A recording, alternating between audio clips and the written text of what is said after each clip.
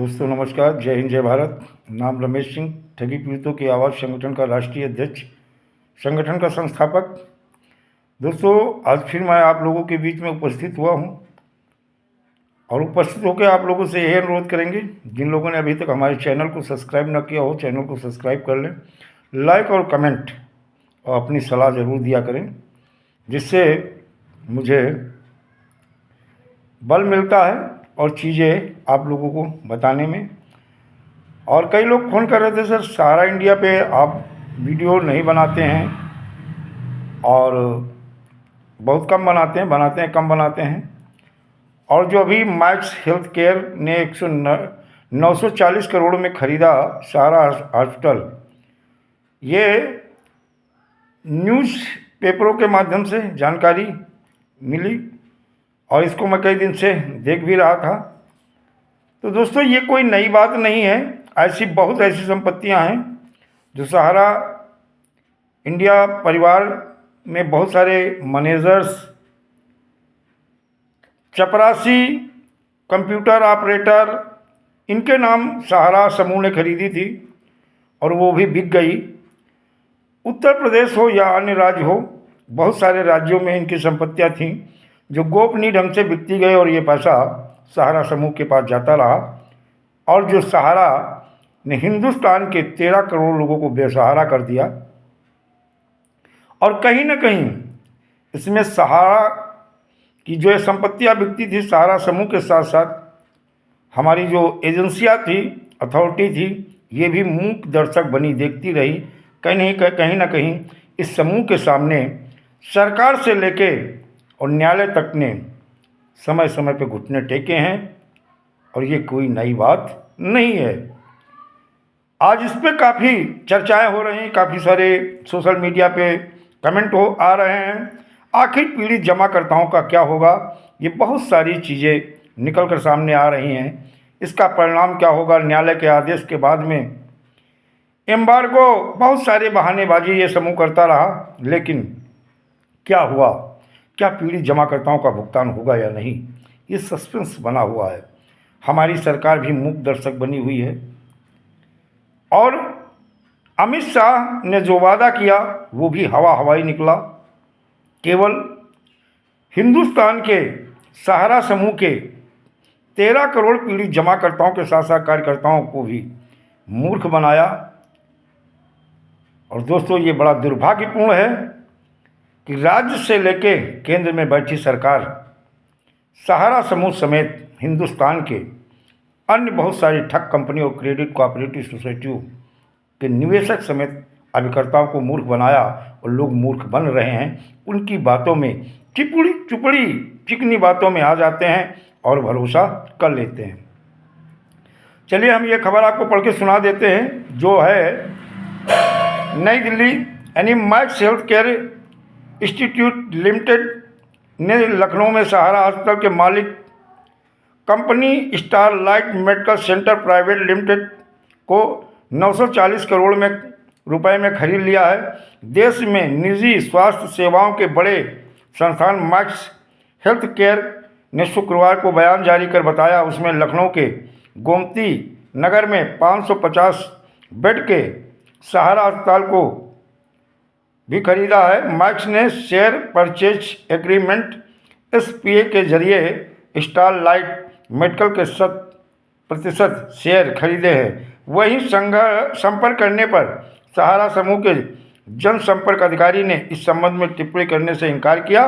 Max ने अपने बयान में कहा कि Tier 1 और 2 शहरों में विस्तार की रणनीति के तहत उसने सहारा अस्पताल का अधिग्रहण किया है। देश में सबसे तेज़ी से विकसित हो रहे शहर में सहारा अस्पताल वर्तमान में कई विशेषज्ञ सेवाएं मुहैया करा रहा है, जिसकी सेवाएं में मैक्स वृद्धि करेगा। अहम है कि गोमती नगर में 27 एकड़ में फैले सहारा अस्पताल का संचालन मैक्स हेल्थ केयर की सब्सिडी क्रॉसले रेमेडीज लिमिटेड करेगी। मैक्स के चेयरमैन और MD अभय सोई ने कहा कि अधिग्रहण के बाद अस्पताल की सेवाओं की क्वालिटी को सुधारेंगे और यहाँ जल्द ही नई विशेष सेवा शुरू की जाएंगी और संचालन को बेहतर बनाया जाएगा। लेकिन दोस्तों, जिस उद्देश्य के लिए सहारा का हॉस्पिटल था, जिन पीड़ित जमाकर्ताओं के पैसे से यह हॉस्पिटल तैयार कराया गया था, उन पीड़ितों का भुगतान भी नहीं हुआ और साथ में देखा जाए किसी गरीब और पीड़ित निवेशक का ऐसे हॉस्पिटल में कभी इलाज भी नहीं हुआ। दोस्तों, ये एक मात्र सहारा की आप हॉस्पिटल की बात कर रहे हो। मेरी जानकारी में लगातार लोग बताते हैं, जानकारी में हैं, बहुत ऐसी चीज़ें हैं जो सहारा समूह के बहुत सारे मैनेजमेंट के नाम प्रॉपर्टियाँ थी, संपत्तियाँ थी, वो बिक गई हैं और अभी जो शेष बाकी हैं वो भी बिक रही हैं और बिक के ये पैसा सहारा समूह में जा रहा है और बंदर बाट शुरू है। अब बात आती है कि सुप्रीम कोर्ट और हाई कोर्ट के बहुत सारे आर्डर हुए थे। क्या हुआ कि कोई भी अगर सहारा की संपत्ति बेची जाएगी, सेल आउट की जाएगी, तो पीड़ित जमाकर्ताओं का भुगतान किया जाएगा या वो सेबी में पैसा जाएगा। क्या ऐसा कुछ होने वाला है या होगा, ये तो खैर देखने की चीज़ें हैं। लेकिन दोस्तों, ये बड़ा दुर्भाग्यपूर्ण है कि हमारी राज्य और केंद्र सरकार सब कुछ इस समूह के विषय में आंख बंद करके देख रही है, चीज़ें सुन रही है और नज़रअंदाज कर रही। आखिर सहारा के पीड़ित जमाकर्ताओं का भुगतान कब होगा, कैसे होगा, ये आज भी सस्पेंस बना हुआ है। इन 13 करोड़ पीड़ितों का भुगतान होगा या नहीं होगा, ये भी सस्पेंस बना हुआ है। जो रेवड़ी बांटने में तो हमारी सरकारें बहुत आगे हैं, लेकिन जो 10-10 हज़ार 20-20 हज़ार जब देने की बात कही गई थी, कितने लोगों को मिला, ये सारे लोग जानते हैं। केवल मूर्ख बनाया गया, गुमराह किया गया और इस सरकार ने लगभग देखा जाए हिंदुस्तान के 42 करोड़ पीड़ितों का शोषण कर रही है, गुमराह कर रही है और अन्य चीज़ों में गुमराह करके वोट ले रही है।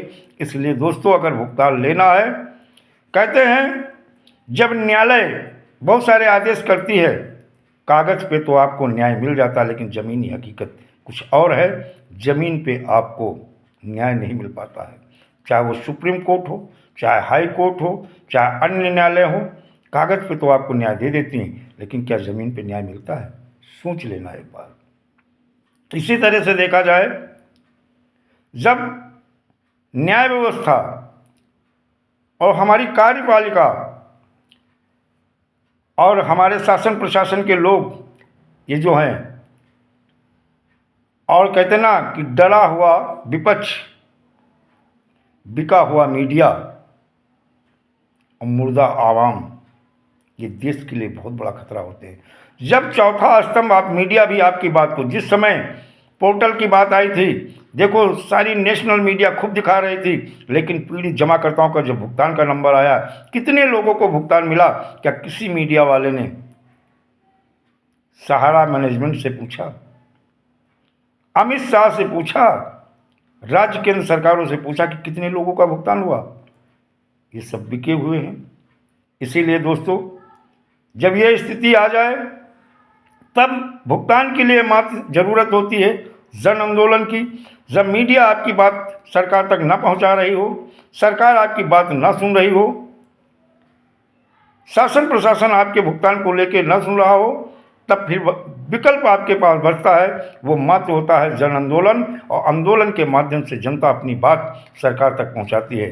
दोस्तों, विकल्प जो बचा है वो सरकार को और सरकार की जो अथॉरिटी हैं, इनको झुकाने के लिए आप लोगों को एकजुट होकर के एक मंच पे, एक जगह से एक ही नारा, भुगतान करो या सत्ता छोड़ो, गद्दी खाली करो, जनता आ रही। दोस्तों, जय हिंद, जय भारत, वंदे मातरम।